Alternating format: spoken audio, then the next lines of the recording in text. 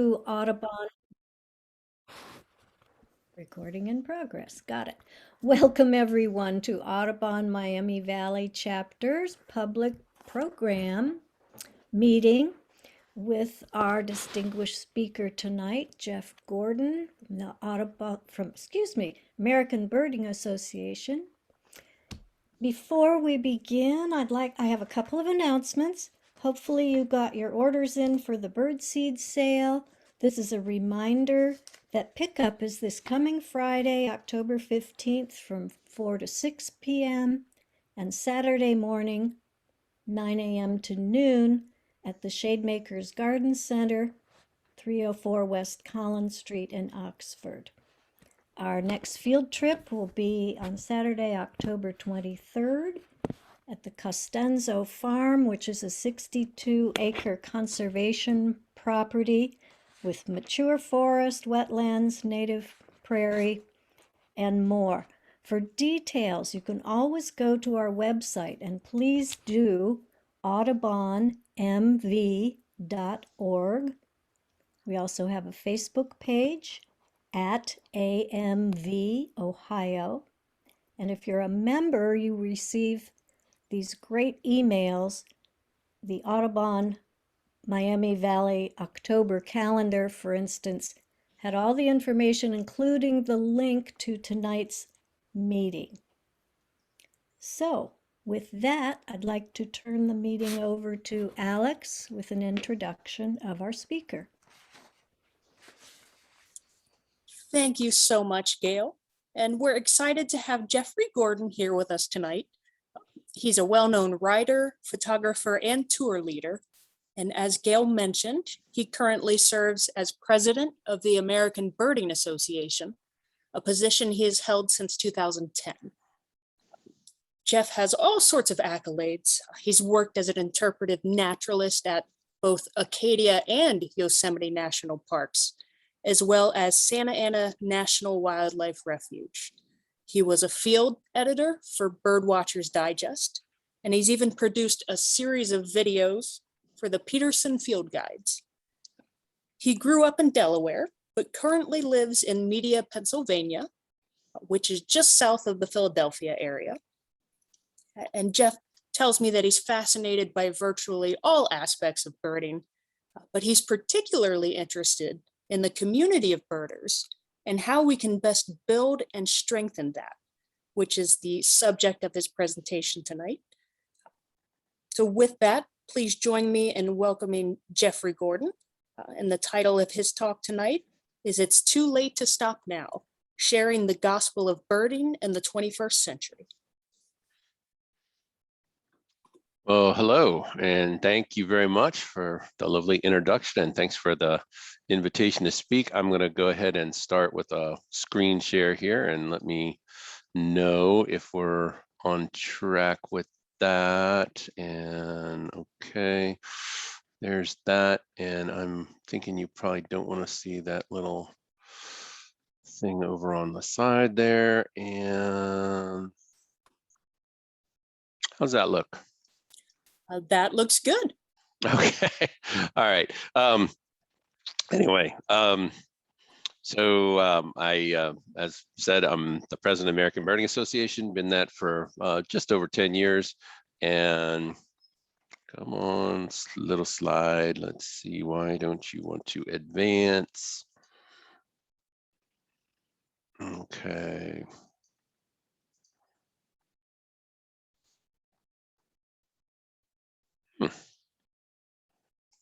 Strange. Sorry about this. Let's there. Okay.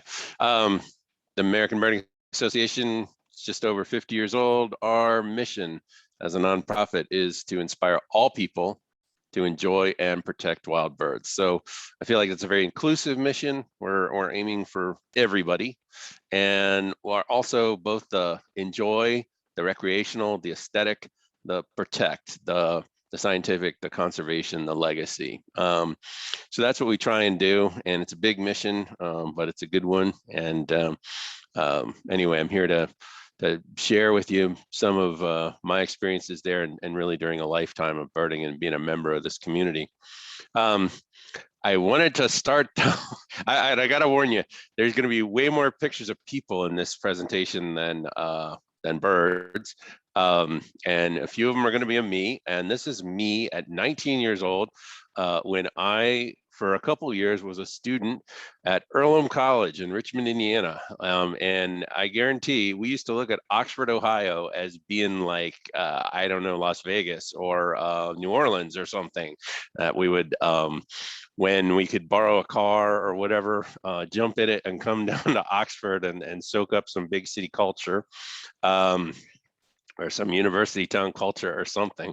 But anyway, I always look forward to visiting Oxford, and actually had one of the most memorable nights of my life there, seeing the Talking Heads on their Stop Making Sense tour in October of 1983.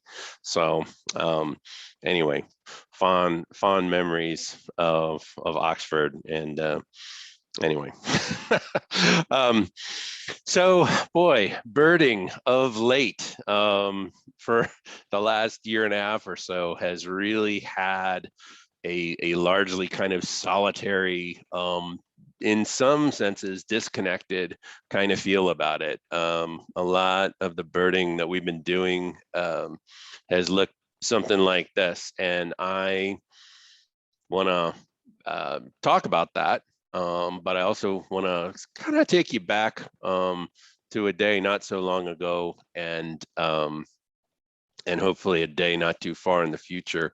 And as I said, as birders, we're so good at showing people the birds and showing people the view through the eyepiece. And I am really interested. I'm interested in that, but I'm also interested in showing people the view looking the other direction. And so I hope you'll be able to hear this okay. It's not wonderful audio. It's just handheld shot with a cell phone. But here is a picture of a rare bird sighting as it happened, or a video.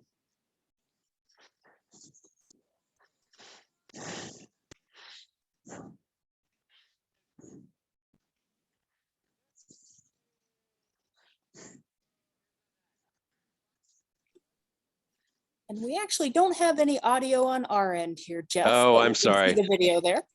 Okay, well, let me just kind of describe it then.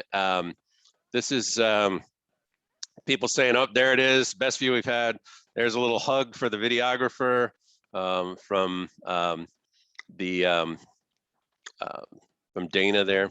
And there's a local guy kind of saying, we almost missed it, turn around, and what a great sighting this was. So I just love that clip because of just the excitement, and even without the audio, maybe you could see it in the faces, and really people just having a fantastic time, really coming together to participate in something that's emotionally very meaningful, very impactful. I think sometimes as birders, we have a tendency to kind of downplay, oh, birding, it's not really that important. It's just kind of something we do for fun. And, well, that's true.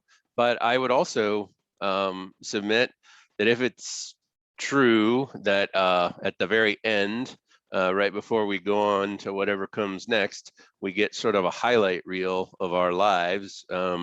I really think that a lot of mine is going to involve experiences like this. And yes, there will be some amazing birds and everything, but there's going to be an awful lot of people and an awful lot of emotion and a lot of connections out in nature and with birds. And I really think this is something that we, as a community, have not only undersold, but it's like almost our impulse is always to move ourselves out of the frame and erase the footsteps after we're gone. And I think there's a place for that, but I also think there's a place for bringing the birders into the picture. And by the way, this little clip of a bander actually getting her lifer, Kirtland's warbler, not exactly this Kirtland's warbler, but one very much like it. The video was taken at Long Point, Ontario. This one was taken in Ohio at McGee Marsh. And, amazing bird, magnificent bird, wonderful story, conservation success story. At least things are looking on the up for it. But I just love that people like that can get together around a bird and just have such a meaningful, positive time. And that is happening a little bit. I don't know what's going on with field trips where you are. I know we're, having some in the field experiences, obviously, social distancing and everything else, but it's really going to be cool when we can kind of get back to doing those kind of things more freely and more with fewer restrictions. So, very, very quick biographical sketch of the American Birding Association. It started in the very late 1960s. Some of you are old enough to remember that time, and moreover, to remember what a document like this smells like. It's actually a mimeograph, and they had quite a pungent odor, especially when they were new. This was just a bunch of people who kind of found themselves as an emerging community with sort of a viewpoint and a bit of a agenda in terms of stuff they wanted to figure out about finding and identifying all the birds in the US and Canada. And they, printed this up, sent it out to a couple dozen people, and found out that there was, a constituency for it. And shortly thereafter, in 1969, the organization was established, started taking its first members, and started publishing its magazine, Birding, which it still does to this day. I have this 1973 issue because it's the first issue to feature a photograph on the cover, and amazingly enough, it is a photograph of people. I'll guarantee you most of the photographs on the cover of Birding magazine have been of birds, but this was the first photo was of people. And I hope some of you have gotten your birder ID skills honed up and can identify these two. The picture was taken in 1973, and on the left, that is Roger Troy Peterson, and on the right is a teenage Ken Kaufman at the ABA's first convention in North Dakota. Here's a 1977 cover. This was the first one to feature a color painting, lovely Bachman's Warblers by William Zimmerman. And I don't know, always a poignant one for me because this was about the time I started birding in late 1976, early 1977. And that was a time when we still thought that Bachman's Warbler was something that might still be extant. And I think it was actually one of the group, along with the ivory bill, declared extinct just the other day. But obviously it's been pretty clear for some time that Bachman's Warbler is something we screwed up enough on that it's gone. And as I say, just always a very poignant reminder of what we can lose if we don't pay enough attention. Over time, I would say that the Birding magazine's focus, but also the American Birding Association's focus, has considerably broadened. I think there was a time when it was very, very focused on identification and bird finding, and did that and does that very, very well. But, I think we've increasingly tried to put birds in a broader context and talk about common birds, or at least more common birds, and really try and get a bigger picture. And increasingly, we're looking to alternate approaches. We started naming a bird of the year back in 2011, and for 2020, our bird was a cedar waxwing with this cover painting from Tony Fitzpatrick of Chicago, which I just love. Very non-traditional, but also very accurate, and I think just a wonderful kind of way, a different way of looking at some of these wild birds. This year's bird of the year is a pileated woodpecker, and Juan Trevieso did this painting for us, which I admit was kind of controversial. Some people loved it. Some people were like, oh my God, what are those red lasers shooting out of it and everything? But, you know, I think Juan lives in Miami and New York, and that's Miami of Florida. I should remember my audience. Remember Bill Thompson, the first time I ever heard someone specify Miami of Florida. I said, okay, yeah, that's cool. Anyway, Juan lives in Miami of Florida and New York, and I think he was really trying to make a little bit of a commentary about the intersection of wildlife and urban spaces and introduced species and all that kind of stuff. I think that's all in there. Anyway, you might like it or not, but part of the point is to get people talking about this stuff and interested in birding and birds. And that wider context really explicitly includes that human and community experience. When we picked our bird of the year for 2019, our 50th anniversary year, we felt like we had to go with the red-billed tropic bird because that was our logo bird. We usually try and pick species that are more widely accessible, you know, logo, anniversary, all that. But Megan Massa, a young woman, just graduated from William and Mary and is pursuing a career in birding and conservation, did this for us. It was our first bird of the year painting where there was no painting. It was all digital, no physical painting.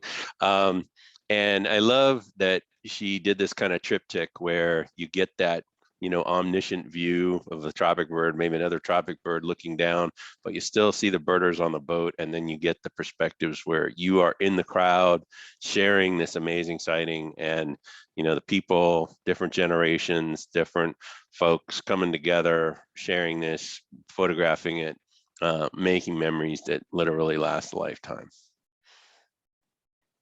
And, you know, again, explicitly working the birders into the picture where appropriate. So, and you know, we continue to have great publications. I think we have a really strong online presence.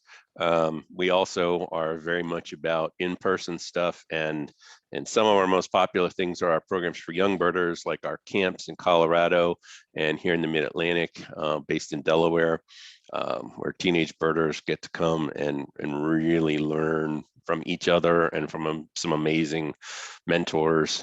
Same thing, we have a Young Birder of the Year program. I'll show you about that in a minute. Here it is, in fact. This is where, you know, without having to travel, kids can do field notebooks, they can do a conservation and community leadership project, they can work on writing, they can work on illustration, they can work on photography, and get feedback from, well, I mean, we've had Jonathan Franzen as a writing judge. We've had, you know, oh my gosh, Sophie Webb, we've had so many leading lights in the community give these kids very direct, very hands-on practical feedback about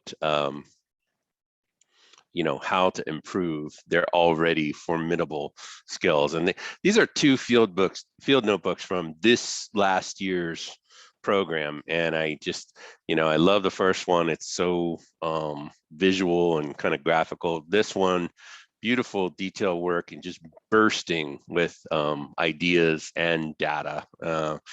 Just anytime you get involved with these young birders, it really is a very optimistic kind of experience. And we've really tried to, you know, when appropriate, hey, sometimes you got to be quiet, sometimes you got to be still when you're out birding, but when appropriate, to, you know, kind of rally, raise the flag, raise our voices as a community.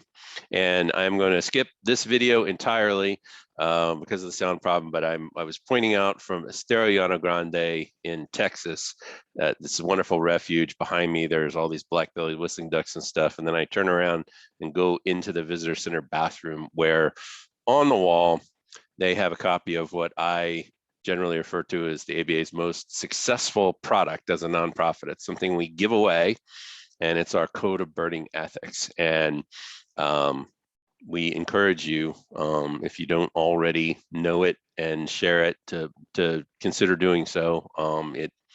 is, referred to by a lot of organizations, a lot larger than we are. And we're really proud of it. And we actually did the first overhaul of it for 2019 for our anniversary and made it shorter, which I think is a huge virtue. But it's available online in English and in Spanish and in French. And you can find it at aba.org/ethics. So we've done things like encouraged birders to purchase duck stamps and specifically sold them ourselves, so that, so far, unfortunately, Fish and Wildlife Service has been reticent about counting people who might be birders or might not be hunters who are purchasing duck stamps voluntarily to support habitat conservation. So we've given people kind of an avenue to do that, and it doesn't make money for us, but we think it's a valuable thing to do. We have our own line of bird-friendly coffee, and even if you don't drink Songbird coffee, which is ours, we really hope that you take the impact of things like your choices about coffee into account when you make these kind of decisions. Boy, this is an intractable and controversial problem in a lot of cases. This is my wife Liz on the street in San Juan, Puerto Rico, where there is just a horrendous feral cat problem, as there is in many other places in the United States and around the world. Boy, a huge problem, and sometimes you don't know what you can do to resolve it. But Liz is trying to adopt her best scary face, and the cats are very unimpressed. Where it's appropriate, we're a 501c3 organization, so we do not take partisan political stances. We don't speak out in favor or against specific candidates or parties. On the other hand, when there's a proposal on the table to put a wall across some of the very best bird habitat in the entire ABA area, that is not a good idea from the perspective of trying to inspire all people to enjoy and protect wild birds. So that was an instance where we joined a really diverse coalition in speaking out against that policy. And sometimes these things do generate some controversy, but I think one of the things for any organization like us or like Miami Valley is picking and choosing among the millions of worthy causes what you can and should say and what's going to be productive for the conversation. So we also recently added Hawaii to the ABA area. That was something that when the ABA was originally formed, a home area was defined. It did not include Hawaii. And once that sort of got written down, it became very hard to change, and there was a lot of resistance to changing it for almost 50 years, until things kind of came around to where I think opinion overall changed, and eventually that was approved by a vote of just under 70% of our membership, so quite a majority. And I think that's been a really good thing. The folks that I know that work in Hawaii, that work in ecotourism, say they really have seen increased awareness and increased demand, interest in Hawaii's native birds, and it is really something.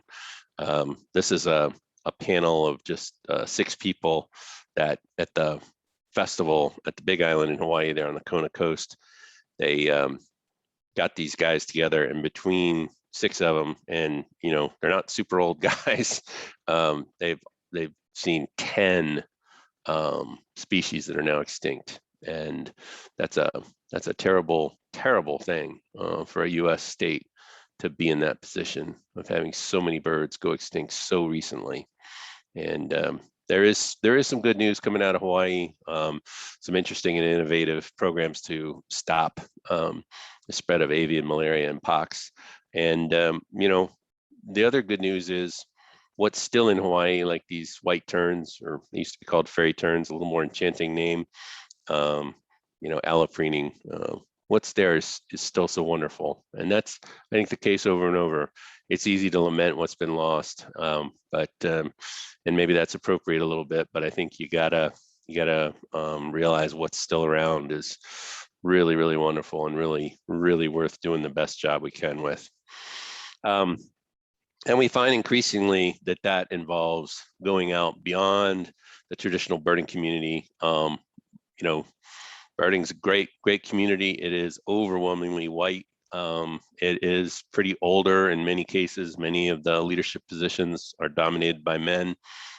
These are all issues for the community's long-term viability and impact, and getting a constituency for birds and for conservation that's more truly reflective of the composition of the citizenry is really an existential issue.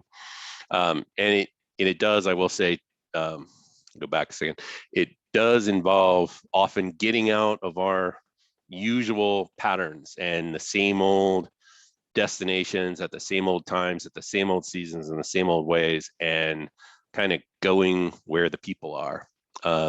And we have free heron watches that we do near our headquarters in Delaware City.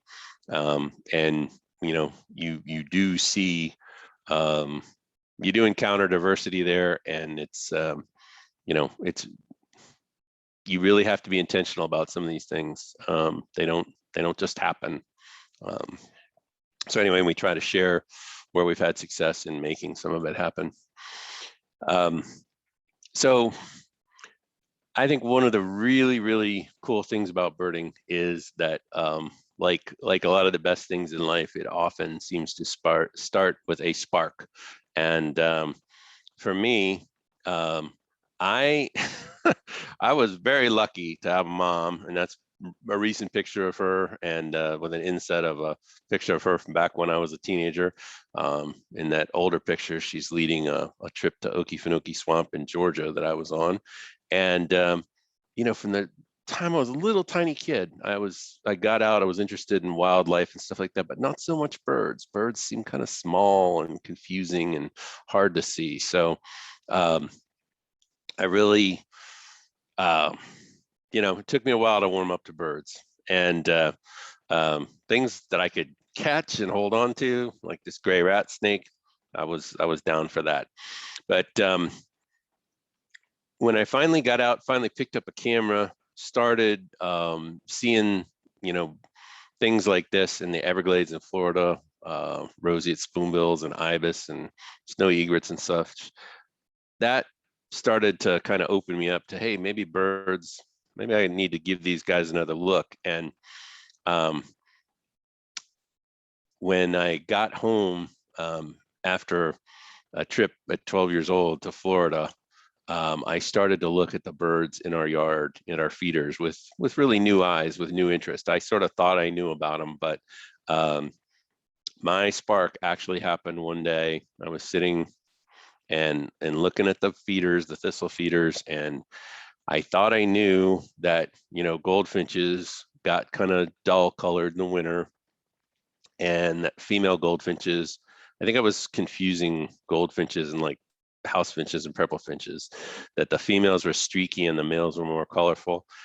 Well, I was looking at my golden guide, my Chan Robbins guide, and I suddenly realized that those streaky things with the goldfinches were not female goldfinches. They were something else entirely. They were pine siskins, a bird I'd never heard of, had no idea it existed.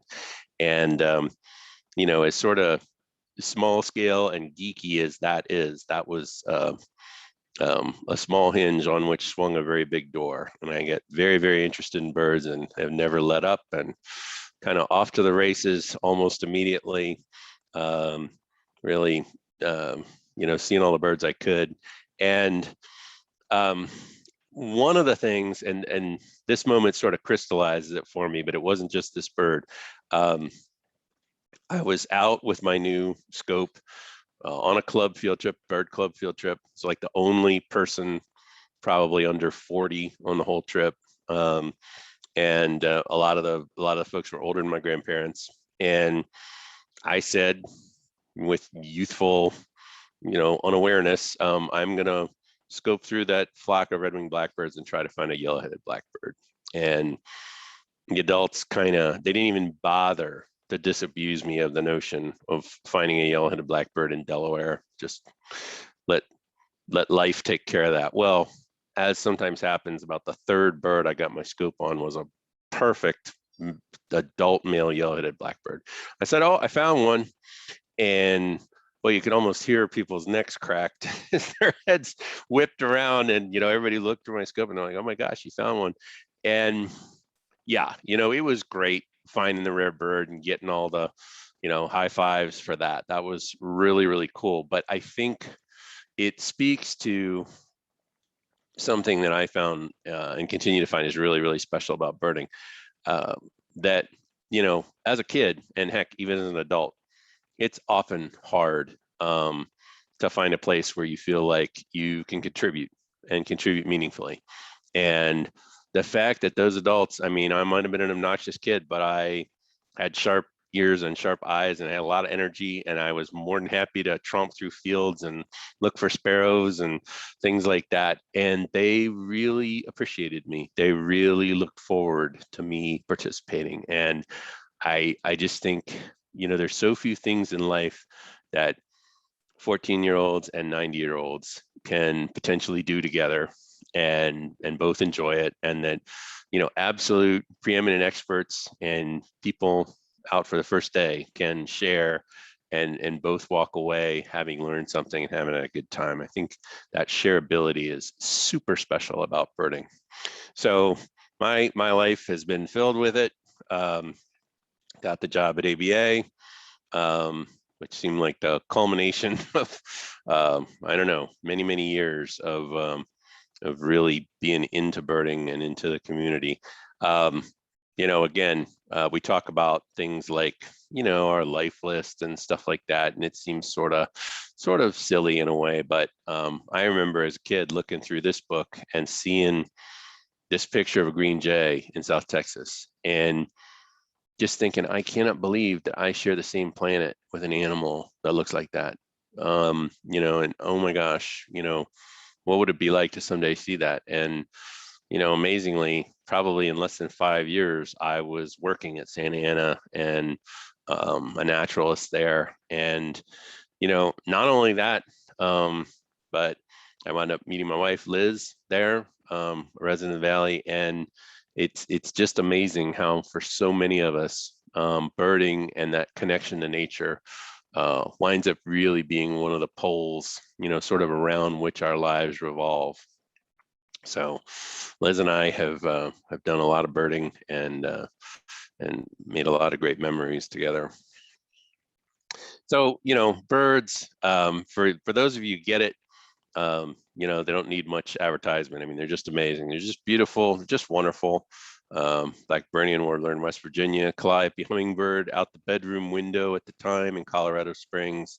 Wow. I mean, they're just great. But they're not the only wonderful thing about birding. Birding gets you out in nice places. It gets you out with nice people who generally have very good intentions and values and ethics. Compared to an awful lot of ways people spend their free time, not only outdoors, four-wheeling or something, but going to the mall and buying up cheap clothing from overseas, or a variety of things. Birding is really quite low impact, which is not to say it's no impact. Sometimes we do kick up a little mud, and that's something we need to account for and to minimize, and most of all, do what the hunters and anglers have long known is the key to conservation. Make sure that we put back more than we take. Make sure that the populations are growing, not declining. Birding, and I think this is becoming much more widely recognized. I've been giving this talk for about 10 years, and I really feel like a lot of folks are explicitly seeing a connection between birding and similar pursuits and a type of mindfulness, at least a connection to what's going on in the natural world, the seasonal cycles. There is really something about it that is a corrective to a lot of the sort of fractured and fragmented way that a lot of us live a lot of our lives. I like to say that sometimes birding is almost like a kind of superpower. On the left, that's a picture of 3 flowers in the visible spectrum that humans see. On the right, in ultraviolet, that insects and some birds see. And you know, quite different, different markings, different perspectives. And I feel maybe you've experienced this too, that an awareness of what's going on with birds allows you to see like 2 or 3 different colors out beyond violet and red and everything that other people are just not able to detect. And that's a wonderful, wonderful gift. I also think sometimes, you know, we have underestimated or at least not marketed well the potential appeal of birding. Yes, it's geeky. Yes, it's detail oriented. But, you know, a lot of us are interested in things like local wine or beer, local cooking, music, dance, clothing, all these kind of things, interested in where our food comes from and all that sort of deal. And I don't know why, if you're interested in that, you wouldn't be interested in sort of the ultimate local, sustainable, organic product, you know, the local birds and wildlife. That's, you know, as regional and specific as it gets. And I also have found a very encouraging trend, I think, in that I'm seeing more people who I think are really into birding passionately, but also part-time.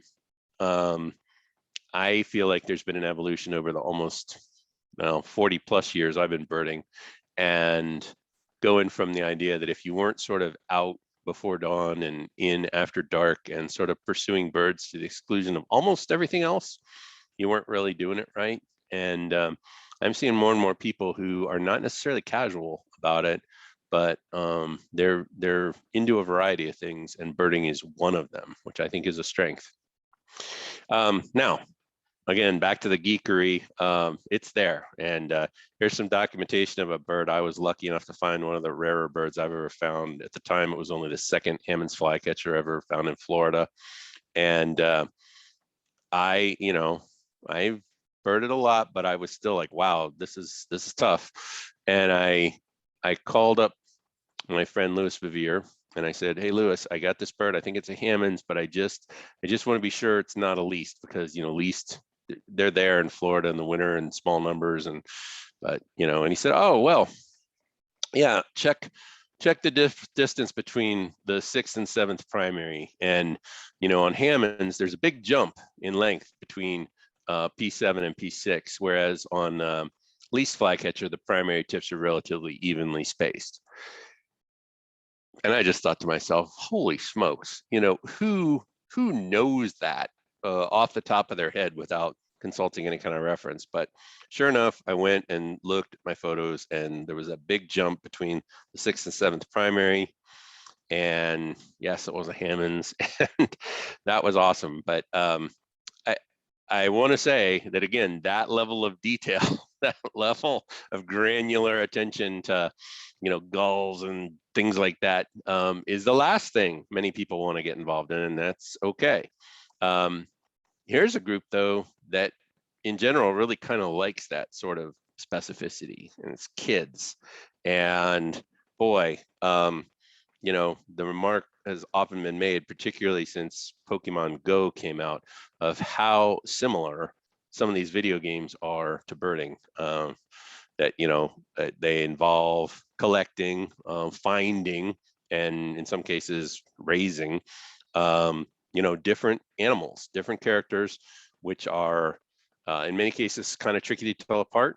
And, you know, if you've played Pokemon Go, you know that you find different Pokemon near water than you find in the middle of town. Cemeteries have different ones, and different ones come out at night. And it's really a brilliant leveraging of a lot of the same instincts that naturally draw us to birding and naturally make a game like this even more involving, even to the point of being addictive. was a wonderful artist, Rosemary Moscow, who you should follow if you don't. She has a comic called Bird and Moon, and she made this wonderful poster of the warblers of the ABA area and as 8-bit video characters. And birding is my favorite video game. I just think that's awesome. And, you know, I'm not a Luddite, and I don't think as birders we should be technophobes. There is a lot to admire about technology. It gives us a lot of potential, a lot of tools, and, you know, time spent like this does actually have some positive benefits. There are some pro-social and other benefits of this kind of stuff, but boy, I just can't help but feeling that it's really good to balance that with something like this, something that is completely outside the world of human construct. You know, so much of the stuff we do, whether it's football or opera or, you know, whatever, it's all sort of from inside our own minds. And yes, it's true, things like taxonomy are also from within our own minds, but clearly we're dealing with something outside the human framework. And I think that's really important. I think it's really, it helps gain perspective. And I think we should not worry about future generations much. I'm just laughing because this is a young birder, Sam Faison from Austin, Texas. He made this up. There was a long thread on social media about what birders wear and if we needed to wear khaki or camouflage or whatever. And anyway, he put this together as his preferred birding ensemble. So I think the idea of combining something like birding and video games does not strike a lot of kids as being incongruous at all. So I often like to show this photo. It's not the greatest photo, but I think it kind of proves a point. It's a group of people out near Point Reyes, California, Marin County, and they're looking at loons and scoters and grebes and things like this. And the question I have is, from what you can see there, based on what you can see there, which person is having the best birding experience? And my answer is they all are. They're all potentially having an equally good birding experience. And so often in life, in wildlife-based recreation, one person catches the biggest fish, one person you know, gets the buck with the most points, etc. And boy, birding is really unusual in how shareable it is. And I think that's something, a virtuous strength that's only been accelerated by the World Wide Web and social media. And here's a picture I took of a burrowing owl. I like this picture. I took it east of Austin, Texas, one day at the Texas Ornithological Society meeting. But the photo I just treasure from that day is one I snapped with my cell phone. And it is, at the time, 11-year-old Sebastian Caceres of Hutto, Texas. And he is showing off the photo of the same burrowing owl that he took with his camera. And at this age, Sebastian was probably a little bit young for social media and stuff, but just, you know, going to his family, his grandparents, you know, friends, and look at that pride that he has in that photo of that owl. And we all went and photographed this owl, and we all walked away, and the owl went about its business, and nobody got hurt. And that's just that's a wonderful thing. That's something maybe we don't appreciate as much as we should. And I'm happy to say Sebastian is still at it. He's become quite a young leader in Texas birding circles. So it's really, really great to watch these kids take some of this stuff up. And here's a Facebook post from Jared Clark, taking his daughter out to see pink-footed goose and gray heron near their home in Newfoundland. And again, what a wonderful memory. I just, you know, great that birding can be an intergenerational thing. So I, you know, have spent a lot of time about how do we get this activity that has meant so much to me, that's meant so much to so many people, that I believe has such great potential to be a positive force in our community. How do we get this out more widely? And this is, for a while, was our headquarters in Colorado Springs. And was some of my thinking about this was heavily influenced by a presentation I saw. It was one of these PowerPoint shootout things where people did like 10-minute presentations. And I expected not to be impressed by this one at all. It was a young man, and this is not from his presentation. It's just a photo I found of a church. He was talking about churches and talking about how churches were having trouble because despite them feeling that they had a message that was of value and use, that they were finding church attendance and membership was in many cases declining. And so they set out in a concerted way to look at the experience of somebody who came to a church, in an hour of need, open and receptive to what the church might have to offer, and said, what is somebody like that experience? And the first thing they found was that people had trouble finding parking, which seems like sort of a laughable obstacle on the road to spiritual development, but it's actually kind of important. And when people did find a place to park and made it in the door, they often found that it was dark. There was nobody there to greet them. If people were already there, they were kind of up near the front of the room talking to people they already knew. Once the service began, people often had trouble hearing or seeing. AV wasn't so good. And they were often confused about like when to be quiet, when to say something, when to stand up, when to kneel, whatever. And this was really a problem for recruitment. And I just thought to myself, oh my goodness, this is like 90% of the bird club meetings I've ever been to. And he said, that they, in trying to break down each of those barriers to participation, that this whole movement of mega churches, and again, I'm not taking a position pro or con on mega churches or any churches, but this whole thing of lots of parking, great PA, friendly people to greet you and help make sure that you have a good experience and follow up and all this. And this has obviously been successful in spreading this message. And I think if we want birding and conservation to become more widespread, we have to apply some of this same kind of thinking to how we get new people into it. And I have really been a fan of some of these things where you just go out and set up a scope somewhere where there's people. And yeah, there's a few birds, like near the old headquarters in Colorado Springs, there was a place called Garden of the Gods, and there was a prairie falcon nest on a rock face. And you just set up a scope and greet passersby and say, hey, would you like to see a prairie falcon? And a certain percentage of those people will just back away from you like you're a crazy person. But a lot of them will say, yeah, sure, I'd like to see a prairie falcon. And a certain percentage of those are really amazed, even moved by the experience. And you don't need something fancy as a prairie falcon, like a duck pond could do it. And every time I've done one of these exercises, I have met people like on this day, I met this young woman. And I don't know if she's going to go on to a career in ornithology or conservation or whatever, but there's a non-zero chance that she will. She really was into it, and was able to give her some books and things like that. This is what every other type of organization that wants to recruit does, and I think we need to get a lot better about it. Here's a shot from a thing called Gullapalooza in Boulder, Colorado. It was explicitly set up as an event that was supposed to attract like families and kids and sort of reach beyond the normal bird club attendance.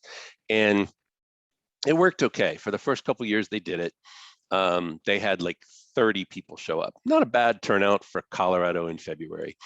But they then kind of went back and said, what are we doing wrong here? And they made one change to it and increased their participation tenfold. They started to get crowds of about 300 average showing up.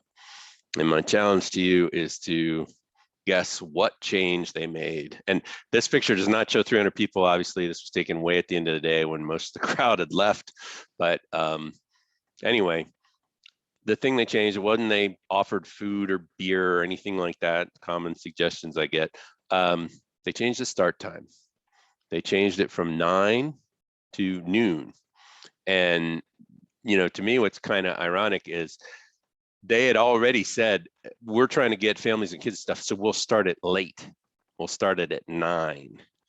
And the thing is, yes, that's late for birders, but it's not late for families with kids. And starting it at noon had a massive effect. And I think our ways, our approaches are full of these kind of blind spots. Another one that I'm really big on is how we present ourselves. Here's a picture I took of some birders in Mexico having a great trip, having a good time, and yet, it doesn't always translate. Boy, when you're birding, you often have optics in front of your eyes, makes you look a little bit like a robot or something. We often get this kind of little bit open, slack mouth kind of thing. It's not necessarily the most attractive look. Even if you're a handsome movie star, it can be hard to look good while you're birding. And we're just not used to it. When the movie The Big Year was being filmed, the production company asked us to send in some mock-ups of Birding Magazine featuring the actors. Got Jack Black, Steve Martin, and oh man, Owen Wilson, Butterscotch Stallion, yes. Anyway, and we did these, and it was funny. Some of it, we put it out on social media, and actually had a few people incensed. It was like, that better not be the cover of Birding Magazine. And yeah, I get it. We don't want to become like a shallow celebration of celebrity culture. But on the other hand, it is Birding Magazine. It's not Bird Magazine. And as I like to say, if you open up a magazine on golfing, you will find things besides close-up, perfectly focused pictures of golf balls. You'll find pictures of beautiful golf courses and people out with their friends, and all these kinds of things that you can put yourself into. And I really have seen some improvement in the digital era. We are starting to see some things where you can kind of see the people in the frame, but we're learning, and a lot of things, a lot of activities outdoors. The photographer can put themselves where the action is coming towards them, and you can see the participants, you can see their faces. Hard to get, as a photographer, to get between birders and the birds they're looking at. That's a dangerous place to be. Just for contrast, here's a bunch of birders in Europe at a wonderful event put on by Swarovski. They're having a great time, but you can't necessarily see it or feel it. It's difficult, and we don't have a history of presenting birding this way, and really needs to change. So I have, especially during these last 10 years, tried to remember to take pictures of birders and of birding as well as birds. And it's not always an easy habit to break, but I really think in their way, these images are really lovely and valuable. And I would encourage you to experiment with this. It can really be fun and give a different perspective. I draw a lot of inspiration actually from the hunting and angling communities, and I think they've been around longer than birding has, at least in the sort of modern sense of birding. But look at something like Cabela's. Here's from a campaign called "It's in Your Nature," and I just love the approach to this. It's in your family tree.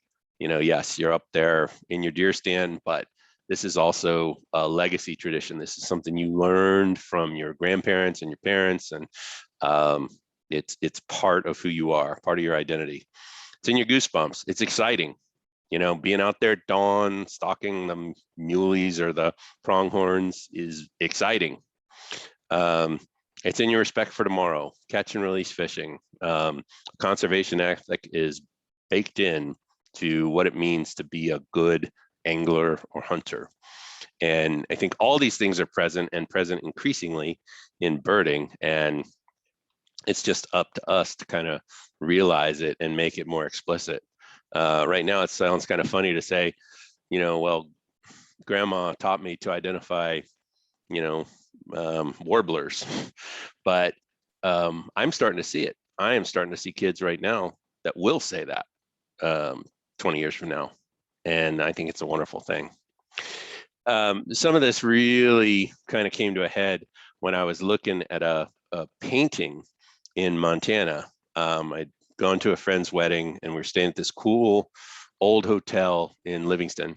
And there was a painting on the wall. It wasn't this painting, but it was one basically exactly like it. It's a painting that I bet you've seen. Here, somebody took the time, and I'm not comparing the relative merits of photography and painting. I'm just saying that an individual painting generally takes longer than an individual photograph. And this artist sketched this whole scene out and thought that it would be improved by putting a person in it, this fly fisher. And I just thought, I have seen that image or something like it so many times. So I did what you do. I went to Google, pulled up an image search, and I said, hey, Google, show me painting fishermen. And, I got a lot of sort of crusty old guys in sou'westers, but I thought, it's not really what I'm looking for. So I said, show me painting fly fishermen. And here we go. For the most part, you're getting pictures of people alone or with friends out in beautiful settings doing this wildlife-based recreation that they love. I said, okay, Google, show me images for painting hunter. And yeah, it's a little bit Victorian, Edwardian, sort of thing. So I said, show me painting duck hunter. And here we are, dawn on the marsh, dogs excited, coffee steaming, people waiting on the birds to fly, just this kind of involving imagery. So then I really took a breath and I said, okay, Google, show me images for painting bird watcher. And I got cats. So I said, okay, well, show me images for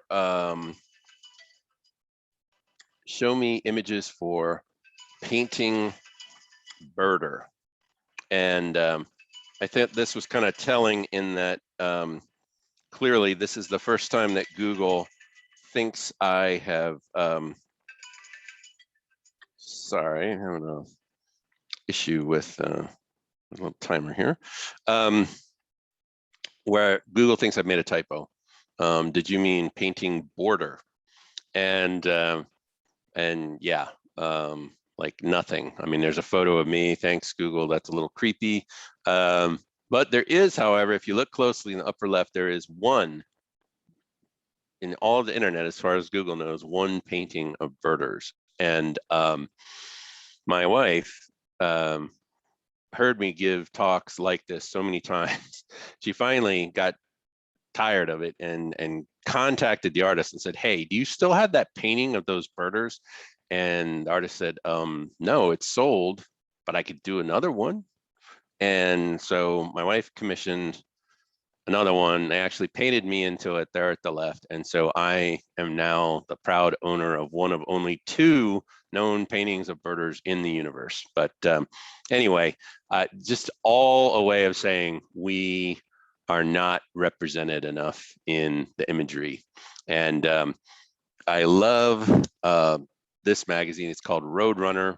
It's a Swedish magazine, but its name is Roadrunner in English. It's actually kind of a hardcore magazine. Like it kind of would make Birding Magazine look sort of mid-level. But they have pictures of birders on the cover every time. It's a very deliberate editorial choice. And I just think some of the stuff that they do is amazing. I love this photo. Don't those guys look like they're in a band? I mean, I just think it's great. It's so Swedish. Just, oh man, I can't tell. I think that guy just really nailed a shot of a bird, but maybe he just missed a shot of a bird. But in any event, he's feeling it. Just the paraphernalia and stuff involved in getting up to go birding. I don't know what's going on here, but anyway, props for doing something different. So when we premiered our Birders Guide series, I was bound and determined that it was going to have birders on the cover and you were going to be able to see their faces. And it's so hard to find images like that that I actually wound up shooting this one myself. And I will say, it is not a candid, I didn't just snap that photo. I mean, that I was laying down on my elbow on a steep slope and asking, this is David LaPuma and Ioana Saraton and Patrick Morris saying, you know, walk towards me. Okay, turn around, walk back. Okay. And I'm shooting hundreds of frames.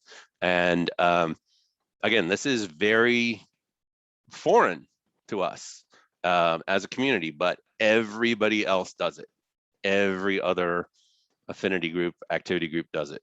And I try not to hog too many covers of our magazines, but this was another shot I did more recently, and I'm very proud of. We wanted to get a picture of Suleika Devi there on the right. She was leading trips for the New River Gorge Birding Festival, and Jess Malfi and her daughter Francesca were along, and I'm quite certain this is the only photo on a bird-related magazine to feature a baby on the cover. I will say it was controversial, at least for one person. We did get a very irate phone message, and I'm serious about this, excoriating us because the child's pajamas feature cats. So you never know what's going to catch people's eyes. But anyway, so you know, I recognize a lot of times we like to go out alone. We like to be quiet. We like to go out with just a friend or two. But sometimes there's real value in going out in numbers, in stopping and spending extra time to point things out and share things with people who might not see them otherwise, especially kids. Time spent with kids pays huge dividends. And, you know, sometimes you just got to be a little bit loud and proud. You know, this is something that works really well for the birds, at least at times. You know, when the birds need to proclaim their territory, they do it. And then they're quiet the rest of the year and stay hidden. But there's a time and a place, and it's really important. And you know, I took this sign to a march on the mall in DC for Stephen Colbert and Jon Stewart for their rally to restore sanity and/or fear. And the most common question I got was, iBird, what is that? And I dream of a day when iBird, I vote will be as familiar as I fish, I vote, or I hunt, I vote.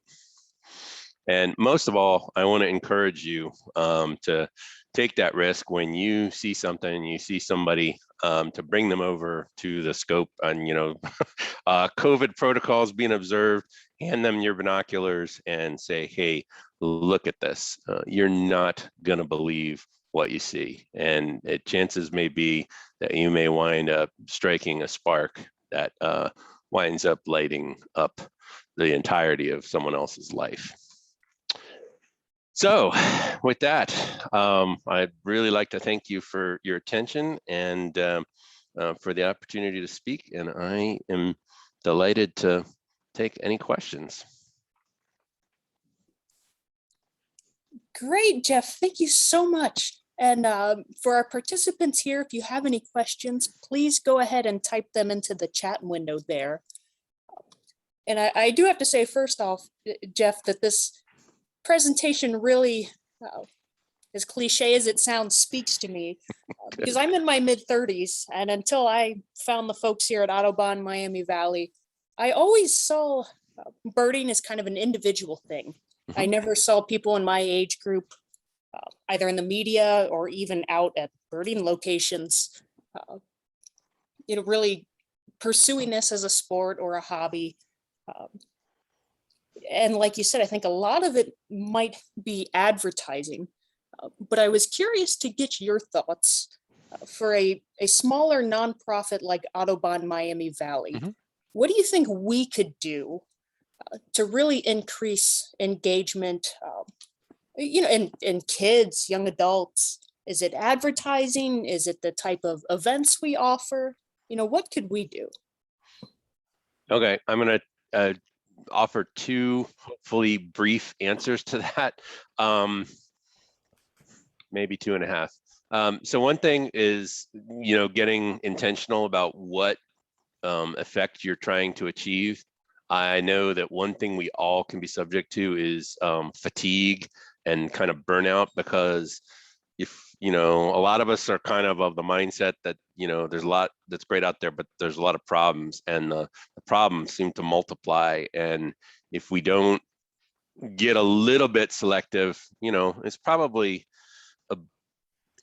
beyond the scope of the American Birding Association or, Miami Valley Audubon to end wealth inequality, for example. So I think one thing is being realistic about important actions we can take and ways and extents to which we can budge the needle. The second thing I'll say is sort of the 1.5 second answers. And I already sort of said, it's one thing when somebody shows up and they sort of already have the Subaru and they have the Tilly hat and they have the binoculars and they're willing to go on the field trip to the local refuge or whatever. That's like sort of a pre-milled board arriving. I mean, you could just put it right into use. I think spending time at places and times that aren't part of the regular birding repertoire, where you have opportunity to make connections with people and birds, and that might be over something like birds and beers, where there's no actual birding. So that's one thing. And then the second thing is, when you're talking about new audiences, whether it's kids, whether it's black birders, whether it's Latinx birders, I find there's no substitute for finding the people who can be the connection points, people who can, through whatever combination of skill, talent, etc., can speak credibly in more than one community, and to amplify them and hold them up as much as possible. It is, it's just uniquely effective. And so that's a couple very quick answers. The other thing I would say is, change can be a little bit painful at times.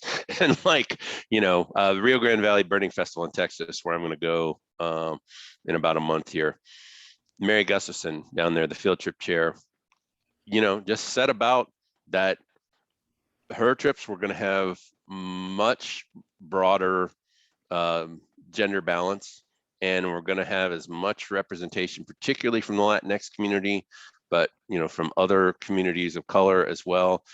And yeah, for some of us white folks, it was not totally comfortable, initially, but it has really, really paid off. And so being prepared to weather a little bit of that is also good.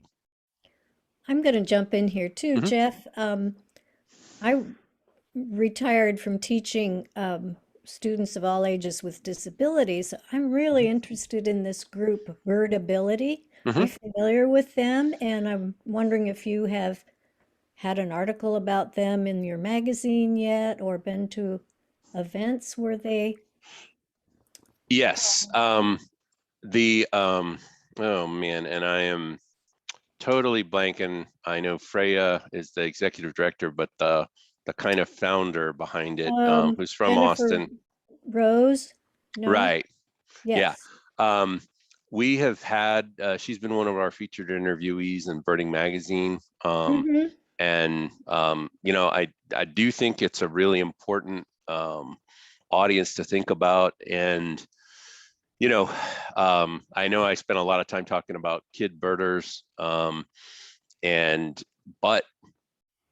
again, a big virtue of birding is it's something that people can do throughout their lives. And a lot of people eventually have some kind of mobility issue. So I think it's really important as a community to figure out, because obviously some birding experiences are going to be very, very difficult to make, accessible to people with physical challenges, but a lot aren't. And I'm really glad to see creative people, applying their minds and hearts to removing those barriers as well.